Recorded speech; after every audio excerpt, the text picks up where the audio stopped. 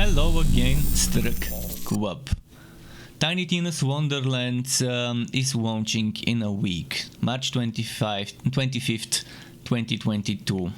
It's almost here. I wish I could play it right now, but I can't, so I'm here making some content that hopefully will help some of you out there figure out which class is your cup of tea. This one will be dedicated to the Graveborn.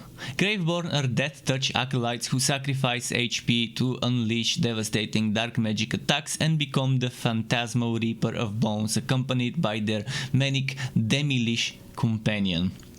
Devotees of death, Graveborn draw strength from the pain and passing of others, growing in power as they send the souls of their enemies screaming into the void.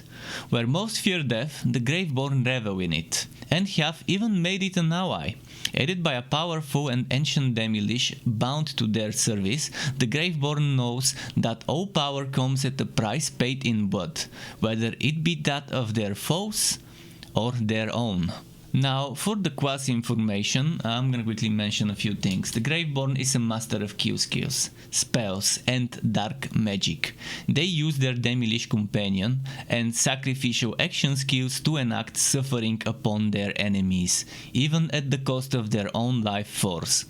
Any spell cast by the Graveborn will cause the Demi-Lich to cast a unique spell of their own, as well as triggering Q skills to summon hellish minions. The class feat of the Graveborn is the Demi-Lich companion. The Fate Maker is accompanied by a floating Demi-Lich companion that targets enemies at range and deals dark magic damage.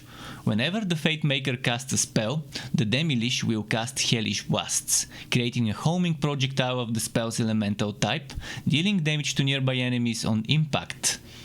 Any increases to the Fate Maker's damage also apply to their companions.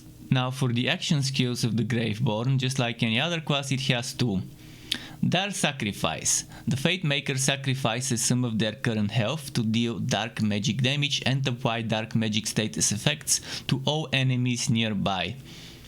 Dire Sacrifice deals bonus damage proportional to the sacrificed amount of health. Then there's also Reaper of Bones. The Fate Maker is fully healed, gains leech efficiency and deals bonus dark magic damage for a duration, but loses an ever increasing amount of health per second. When the Fate Maker would die, they become invulnerable for a duration, restore some of their health, and Reaper of Bones ends. And now for the passive skills of the Graveborn. There's three of them. Under tier 1, obviously there's more than 3. So under tier 1 there's Mortal Vessel, 5 points max, maximum health is increased, leech efficiency is increased. Essence of Drain, 5 points max, Q skill, meaning triggers when you kill an enemy, spell cooldown rate is increased for a duration. Fateful Trolls.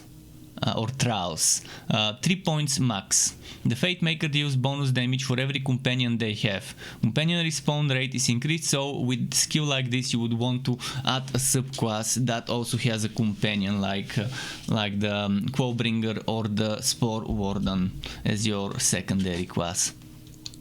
Tier 2, there's 3 of them. Sanguine Sacrament, 3 points max. Whenever the Fate Maker casts a spell, they regenerate health over a brief duration. Dark Pact, 5 points max. Dark magic damage is increased. Harvest, 3 points max. Q skill companion damage. So it's a Q skill. Triggers on killing. Companion damage bonus. Companions deal bonus dark magic damage for a duration. This effect can stack. No idea how many times, hopefully it's a lot. Tier 3, there's 3 of them. Dread Covenant, 1 point max. A portion of the damage taken by the Fate Maker is redirected to the Demi-Lich. When the Fate Maker reaches 1 HP, they immediately restore health, sacrificing the Demi-Lich. This skill has a long cooldown, probably 2-3 minutes. Stain of the Soul, 5 points max. The Fate Maker spells deal bonus dark magic damage. Dark Hydra, 3 points max. Q skill, chance to summon a Dark Hydra companion dealing dark magic ability damage to nearby enemies for a duration. Tier 4, there's 2 of them. Ascension, 3 points max. It's a Q skill. Maximum health and spell damage are increased for a long duration. This effect can stack. Then Tier 4, Punishment, 1 point max. When the Demi-Lich casts Hellish Blast, there is a chance it will be cast again after a brief delay. Under Tier 5 there's 2 skills, Word of Edges, 1 point max. The Fate Maker gains increased damage dealt and damage reduction the lower their HP. Blast Gasp, 5 points max. Whenever the Fate Maker deals spell damage, there is a chance to create an explosion dealing ability damage of the spell's elemental type to nearby enemies. The elemental explosion cannot critically hit. And for the capstone, the tier 6 skill, Morhaum's Blessing, 1 point max. Casting a spell automatically activates all of the Fate Maker's Q skills. Zane, is that you? We'll see. I mean, interesting, very, very interesting design of this one skill tree, and I really like it. I'm tempted to make this my first character I make. Obviously I don't have mains, but yeah, if you have some requests for Graveborn builds with one or another subclass or purely Graveborn, which maybe might be fun, who knows, do let me know in the comments. I'm gonna do my best to make some build theory crafts ahead of the game's launch.